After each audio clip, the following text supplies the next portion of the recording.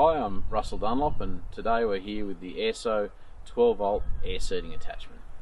It's fitted to a power harrow at this point, but it's been successfully fitted to a wide variety of tillage implements, from rotary hoes to power harrows to scarifiers to speed tillers and many other combinations. On the top of the AirSo, we have a 150 litre hopper. The machine's available in two variants, the 150 or the 350 litre hopper. The difference between the two hoppers is 150mm in wall height. Underneath we have the seed distribution unit. Both the 150 and the 350 have the same 8-row seed distribution unit. Relies on a 12-volt fan blowing the seed past a seed roller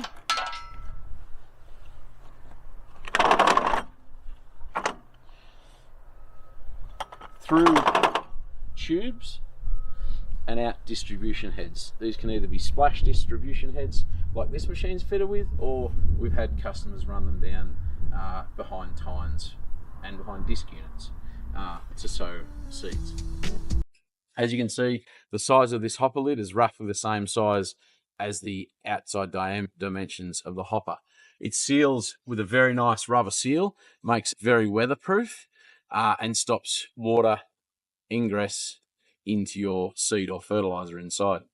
There's enough space to put an entire bag in, cut it open and pull the bag out.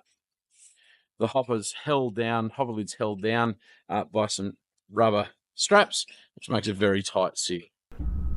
At the back of the AirSo unit is the fan. This fan is the full width of the seeding chamber, which is roughly 400mm long. It's a dual blower fan, providing plenty of air. We've had customers push seed as far as 4.5 and 5 meters, as long as the tubes are nice and straight. Over a 3 meter implement, it's absolutely perfect. Here we have the seeding roller.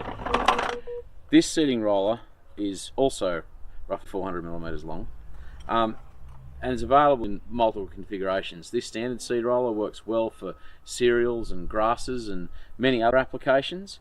We have seeding rollers with very small divots in them to be used for canola, clovers and other very small seeds. We also have seeding rollers that are made from a foam substance, which work extremely well with multi-species applications for regenerative farming, where you've got a seed mix that could have anything from herb seeds through to peas and sunflowers in the same mix. The body of the AirSo seeder, as we've discussed, is roughly 400mm wide. The air is partitioned up before it gets to the seed. The seed is then gravity dropped into the airstream and pushed down the tubes. This allows for very high seeding rates if required. It also allows for very good control of the air pressure in each individual tube, which reduces the chance of blockages. If you wish to run the AirSo seeder with less than 8 tubes, this particular unit uses all 8 tubes. Some customers only need 2 or 3. Some customers distributing fertilizer only want a couple of tubes active. To block a tube and stop seed coming out, we remove this plate, turn it round, place it back inside, and that stops the seed from accessing the air chamber. Should you wish to work on the seeder at some stage, if there's seed in the hopper, you can pull all these out, turn them round,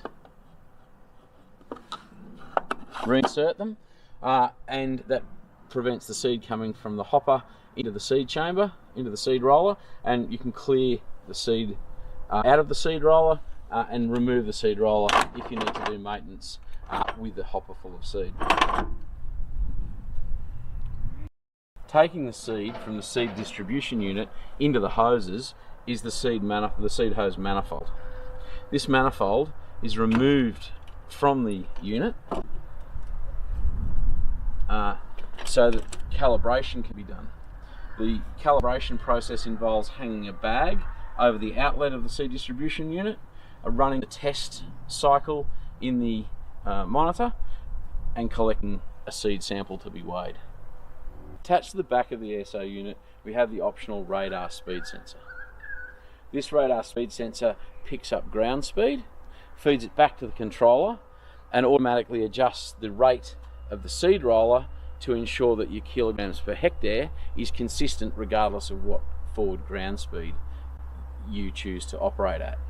Without the radar, the machine can be operated, and the machine is calibrated standard without a radar at 3.5 kilometers an hour. A little bit of mental arithmetic, and you can figure out what you need to put a rate in to achieve your forward speed.